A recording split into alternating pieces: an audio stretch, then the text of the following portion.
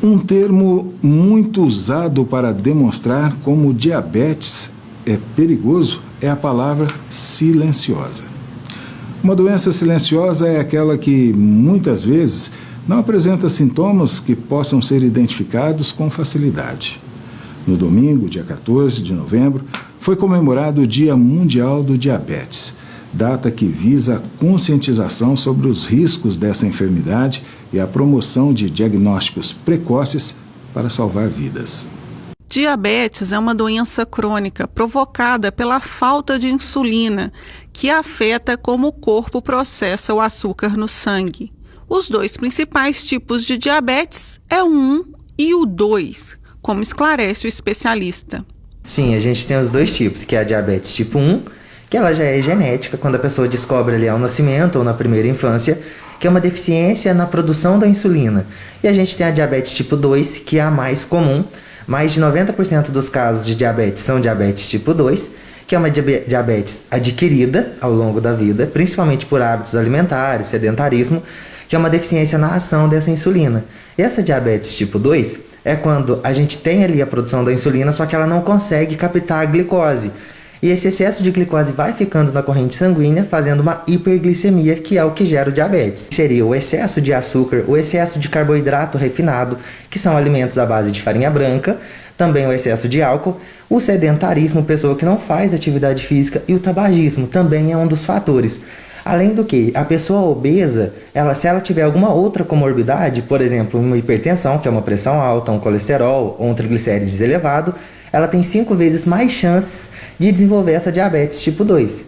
Silenciosa, a doença pode causar sérios problemas ao organismo. É importante ficar atento aos fatores de risco para o desenvolvimento do diabetes. A atividade física e boa alimentação são os grandes aliados na prevenção. O paciente, quando chega já no consultório, a pessoa ali que tem antecedente familiar diabético, principalmente os avós, porque aumenta ali a chance em 66% de ter diabetes. Então ela já precisa ter uma atenção especial, principalmente na alimentação, no estilo de vida, e também o exame de sangue, ela consegue ver se ela já está pré-diabética, que é o estado que ela precisa ter uma alerta ali, que é quando a glicemia ultrapassa 100 e fica entre 100 e 120, que é o corpo já está falando, olha, melhora seus hábitos alimentares, senão você vai se tornar diabético. E aí ela precisa ter uma atenção a mais, realmente melhorar a qualidade da alimentação, principalmente, que muitas vezes as pessoas não prestam atenção na alimentação, acreditam que só o medicamento vai resolver ali a curto prazo, e se não mudar, essa glicemia não vai abaixar. E começar a fazer uma atividade física para não deixar se tornar diabetes. Ela pode ter ali falência renal, ela pode ter complicações aumentando o risco de infarto, perda de membros mesmo quando a diabetes já está mais agravada, porque ela perde a sensibilidade das extremidades, das pontas dos dedos. Aí depois começa perdendo um dedo, começa perdendo às vezes um membro, tipo uma mão ou um pé, por conta de não melhorar esse estilo de vida e controlar a glicemia para melhorar esse nível de diabetes. Não é só o açúcar, os doces, os grandes vilões. Por isso, alimentos dietéticos nem sempre são a melhor escolha. O consumo de bebidas alcoólicas e carboidratos chamados simples, como a farinha branca, também merecem atenção no consumo. Quando se fala já de diabetes, a pessoa logo associa o açúcar e já vai correndo e começa a comprar todos os alimentos dietéticos que encontra.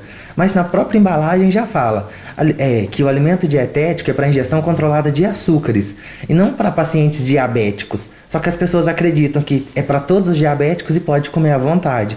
Só que o carboidrato presente nesses alimentos também vão ser metabolizados e vão aumentar a glicose, que é como se fosse um açúcar no sangue, fazendo com que a diabetes possa piorar.